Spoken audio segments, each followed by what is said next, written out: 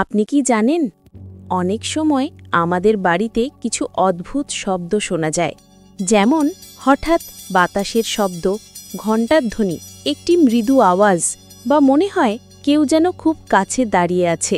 এই শব্দগুলো কিন্তু শুধু শব্দ নয়, অনেক সময় এগুলো হয় দেবতার গোপন সংকেত। এরকম আরও অলৌকিক এবং ধর্মীয় তথ্য জানতে আপনি যদি নতুন হয়ে থাকেন, তাহলে পূজাপাঠ কথা চ্যানেলটিকে এখনই সাবস্ক্রাইব করে দিন। আর ভিডিওটি ভালো লাগলে লাইক ও শেয়ার করতে ভুলবেন না। বিশ্বাস করা হয়, যখন আমাদের জীবনে খুব বড় কোনো পরিবর্তন আসতে চলেছে, অথবা আমরা মানসিকভাবে ভেঙে পড়ছি, তখন দেবতা বা আমাদের রক্ষাকর্তা শক্তি একটি সংকেত দিয়ে জানান, আমি তোমার সাথে আছি। এই সংকেতটাই অনেকের ঘরে হালকা ঘণ্টা বাজা, বাতাসের মতো মৃদু শব্দ বা এক অদ্ভুত কম্পন হিসাবে অনুভূত হয়। বাঁশি বা হালকা ঘণ্টার ধ্বনি শোনালে মা লক্ষ্মীর উপস্থিতি। এটি বলে আপনার ঘরে ইতিবাচক শক্তি বাড়ছে এবং অশুভ শক্তি দূর হচ্ছে। বাতাসের মতো শু শব্দ শোনালে এটি মহাশক্তির সতর্কবার্তা।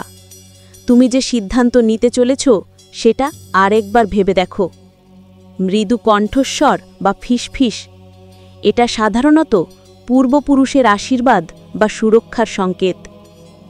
অনেকেই এই শব্দকে ভয় পায়, কিন্তু মনে রাখবেন, যদি শব্দ শোনার সাথে সাথে মনে শান্তি আসে, চাপ কমে যায় বা মন ভালো লাগে, তাহলে এটি দেবতার আশীর্বাদ। যদি অস্বস্তি আসে, মন ভারী হয়, তাহলে হয়তো ঘরে নেতিবাচক শক্তি আছে। সেক্ষেত্রে ওম নমঃ শিবায় 21 বার জপ করলে পরিবেশ পরিষ্কার হয়ে যায়।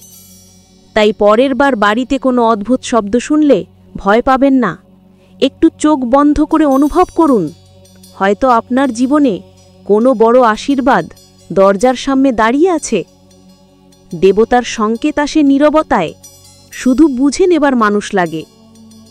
আর হ্যাঁ, ভিডিওটি যদি ভালো লাগে তাহলে লাইক দিন, পরিবার ও বন্ধুদের সঙ্গে শেয়ার করুন, আর পূজাপাঠ কথা চ্যানেলটি সাবস্ক্রাইব করে পাশে থাকুন।